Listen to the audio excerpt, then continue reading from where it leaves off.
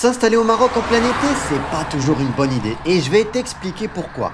Assalamu alaikum, bienvenue à toutes et à tous et aujourd'hui on va parler d'un sujet qui revient souvent, s'installer au Maroc pendant l'été. Chaque été je vois des gens débarquer au Maroc avec leur carton, plein d'espoir et au bout de 3 semaines c'est déjà la galère. Logement, administration, isolement, il y en a même qui finissent par repartir ou qui commencent leur nouvelle vie sur les nerfs. Alors si tu veux éviter ça, je t'explique tout ce qu'on ne te dit pas avant de t'installer ici pendant l'été. Reste bien jusqu'à la fin parce que je vais te partager aussi les erreurs classiques que font presque tous les nouveaux arrivants. L'été, sur le papier, c'est le moment idéal pour tout changer. Tu as les enfants en vacances, pas d'école à gérer, t'as posé ton congé, t'as un peu plus de temps, bref, t'as l'impression que tout est aligné pour t'installer tranquillement au Maroc. Et je le comprends totalement. C'est d'ailleurs pour ça que beaucoup de gens choisissent juillet-août pour faire le grand saut. C'est stratégique, oui. Ça te permet de préparer la rentrée ici, de prendre tes repères, de te poser, de chercher un logement sans courir entre 2 réunions ou 2 sorties d'école. Mais, et c'est là que je veux t'alerter, ce timing peut aussi te jouer des tours. Parce que derrière cette impression de facilité, il y a tout un tas de pièges que beaucoup ne voient pas venir, un marché immobilier saturé, des administrations à moitié fermées ou au ralenti, un rythme de vie totalement faussé par la chaleur et la saison touristique. Tu penses t'installer au Maroc?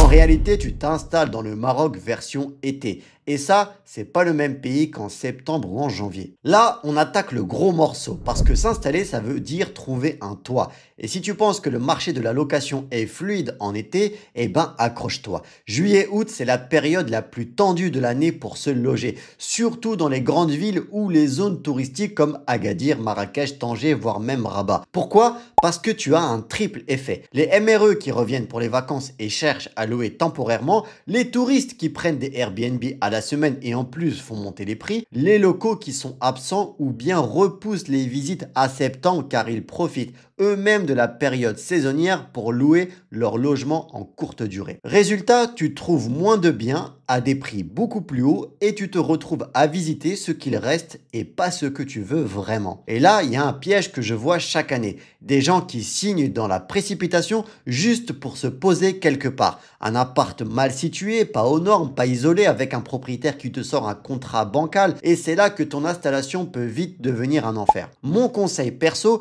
si tu peux, loue temporairement au début. Prends un meublé, un Airbnb au mois, un appartement via un contact, mais évite de t'engager à long terme en juillet-août. Utilise cette période pour observer, visiter, parler avec les voisins, comprendre les quartiers et cherche tranquillement un vrai logement pour septembre. Mieux vaut attendre un peu que de signer trop vite et le regretter plus tard. Je te conseille vivement de prendre ton logement longue durée en septembre. Tu auras beaucoup plus de choix car écoute-moi bien, tu auras tous les logements longue durée qui s'étaient libérés en juin et dont les propriétaires ont voulu profiter de la période juillet-août pour gagner plus d'argent et qui vont repasser en longue durée en septembre. Tu vois ce que je veux dire? Et crois-moi, ce n'est pas un phénomène marginal, ça arrive très souvent au Maroc. Autre chose, ça te permettra aussi de tester les quartiers, notamment les nuisances sonores. J'en parle souvent sur la chaîne, mais vivre dans un quartier qui ne dort pas la nuit peut être un véritable cauchemar pour toi, donc prends bien le temps de checker tout ça avant de t'engager. Alors là, c'est un truc que beaucoup sous-estiment. Tu débarques en juillet, t'as 40 degrés à l'ombre, les gens sont en tongs,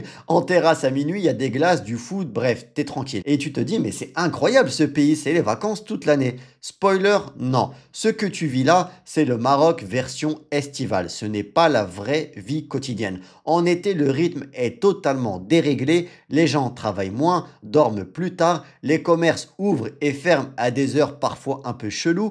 Il fait tellement chaud que tu restes enfermé l'après-midi. Et toi, tu arrives dans ce contexte, tu galères avec ton installation et tu crois que c'est le Maroc de toute l'année. Tu te retrouves à dépenser comme en vacances, tu décales ton rythme de sommeil, tu n'as aucune routine et mentalement tu t'épuises et surtout financièrement.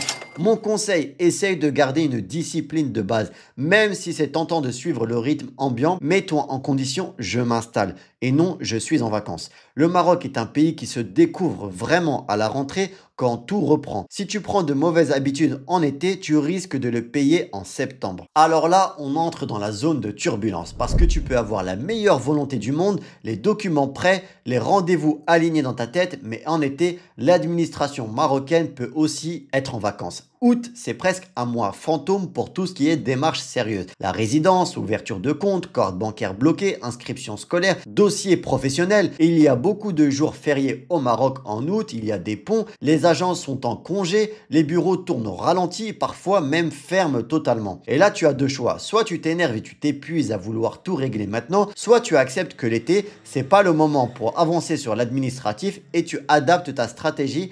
Là encore, mon conseil, prépare un maximum de documents avant ton départ, note tout ce que tu devras faire dès septembre et surtout utilise juillet-août pour te poser, observer et comprendre les différents circuits. Pour toute la partie bancaire, essaye un maximum de te rapprocher du directeur d'agence de ta banque. Crois-moi, c'est un conseil en or. C'est hyper important pour que tes papiers avancent bien et surtout que tu n'aies pas à faire 50 allers-retours pour rien. Le Maroc, c'est un pays où les choses se font avec le temps. Vouloir tout régler en 3 semaines sous 40 degrés, c'est souvent le meilleur moyen de rater ton installation. Alors celui-là, peu de gens en parlent, mais il est fondamental. Quand tu t'installes au Maroc, le plus dur au début, c'est pas la paperasse, c'est l'isolement. Et en été, c'est encore plus traître parce que les villes sont soit vides, soit pleines de gens de passage. Les locaux sont partis chez leur famille, les MRE sont là pour 2 semaines et toi, tu es là en mode « Ok, je commence ma nouvelle vie ». Résultat, tu as du mal à créer du lien, tu ne connais personne, tu n'as pas encore d'habitude, tu n'as pas de collègues. Et le piège, c'est de vivre 2 mois en solo en pensant que ça ira mieux à la rentrée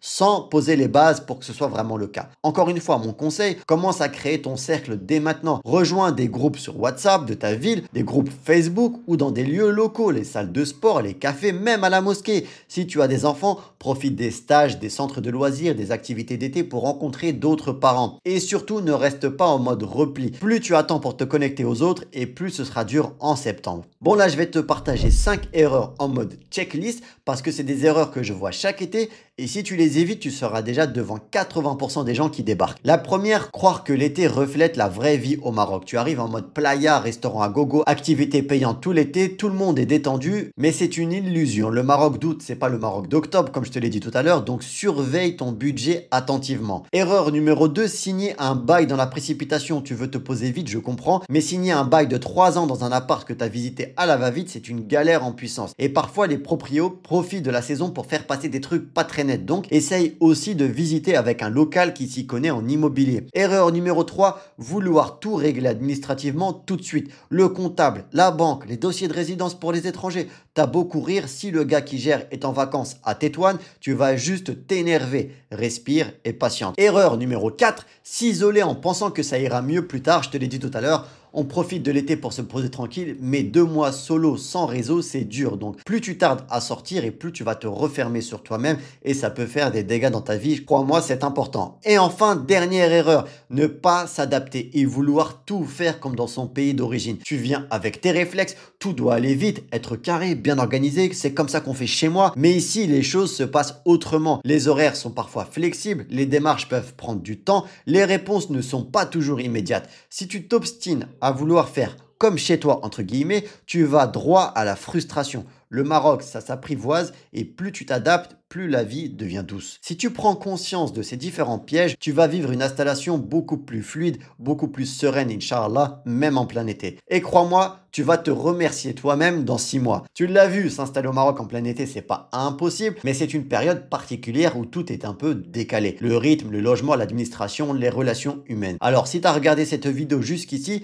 tu as déjà un gros avantage, tu sais à quoi t'attendre. Mon conseil, prends ton temps, observe, pose-toi les bonnes questions et construis ton installation pas à pas, même si tu es tenté de tout lancer d'un coup. Et surtout, n'oublie pas, le Maroc ne se découvre pas en été, il se mérite sur la durée. Si cette vidéo t'a aidé, pense à t'abonner à la chaîne. Je publie régulièrement du contenu pour t'aider à t'installer au Maroc, comprendre le pays et éviter différentes galères. Tu peux aussi jeter un œil à mes ressources en description, les applications Morolingo et Morotranslate pour t'aider avec la Darija marocaine ou alors mon livre pour bien préparer ton départ, Partir vivre au Maroc. Et toi, est-ce que tu as prévu de t'installer? Si oui, quand? Dis-moi tout en commentaire. Je lis tous vos messages, surtout vos retours d'expérience, c'est hyper intéressant. Sur ce, je vous dis à la vidéo de la semaine prochaine, Inch'Allah. Bon courage à tous ceux qui commencent cette nouvelle aventure. Et n'oubliez pas, prenez soin de vous, prenez soin des autres. Assalamu alaikum.